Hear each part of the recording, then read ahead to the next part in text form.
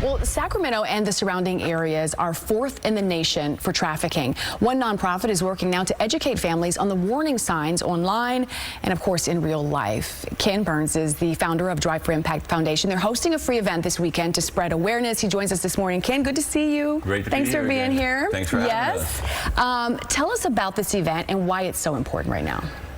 It's about education and awareness. Yeah. The people, when you look at being number 4 in the United States, not in Sacramento area, not in California, United States, probably about 80% of people I talk to don't know exists. They go here. This event with the law enforcement, Sacramento Sheriff's Department, El Dorado County Sheriff's Department, they bring on their cyber divisions. We talk to families about, we show families the websites. We show families the things with AI.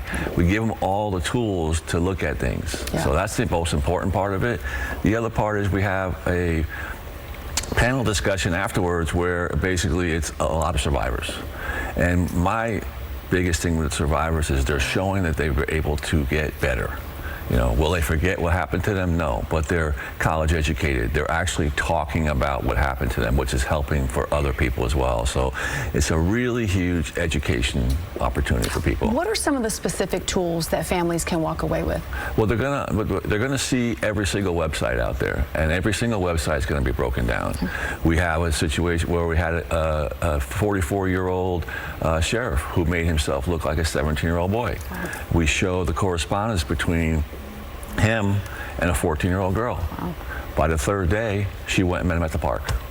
Now, she was fortunate at what she was doing, but it's just showing people that we can't live the same way we used to. I've had teenage girls, we were up in Tahoe, walk up and say thank you, because they were actually worried because they were on some of the sites that we were showing them that they had no idea. Yeah. So it's really, and it's not just, it's grandparents too. In a day and age that we live at, grandparents today, they're watching kids. I know my parents watch their grandkids. They pick them up from school, so they're involved also. Yeah. One of the other things you mentioned is that they will hear from survivors. Why is that so important? Because a lot of times we want to make people realize that they can succeed. When they have these horrific things happen to them, they want to throw themselves away. They want to tell, in their mindset, it's I'm no good, nobody's ever going to want me, so on and so on.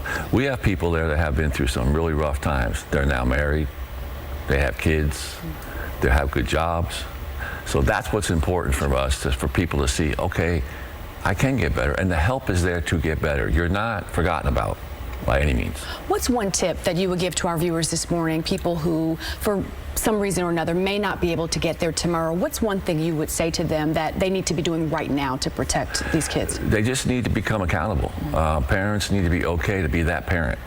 I've had moms come to me and say, my daughter was invited to a soccer party and I'm not feeling comfortable. And I said to her, don't, tell them not to go. She can't go. And she was, well, I don't want to be that parent. And then all of a sudden I said, well, just do me a favor and do it. And next thing you know, 2 days later, she calls me up and she's crying a little bit on the phone. And she says, every single mom canceled after I did. So that's probably the biggest thing today, because I've had people say, oh, my daughter thinks I'm a helicopter mom.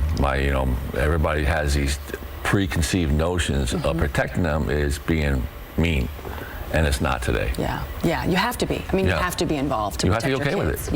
Yeah. All right, let's talk about the event. We want to give the information to our viewers. So it is called the Keep Families Safe from Trafficking Symposium. It'll be held tomorrow at Green Valley Community Church in Placerville. It starts at 10. So Sacramento and El Dorado County law enforcement, as well as you mentioned, this guest panel will be there. And you do have to reserve your seat online. And give us that website for people to reserve their seats. They can go to driveforimpact.org. However, at this point in time, because it's such a big venue, we're taking walk-ins. Okay. So because sometimes people get a little bit worried about, well, if I put myself in there, am I stuck? Sure. And it's a free event. I did not want to charge people for this.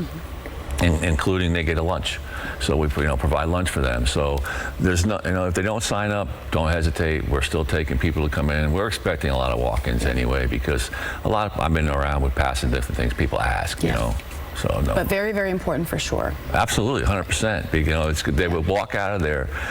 What I have found when we do these seminars is that people don't leave. You know, when you get to the lunch break and you wonder, okay, who's going to come back? They're still there. Everybody comes back. They're still there.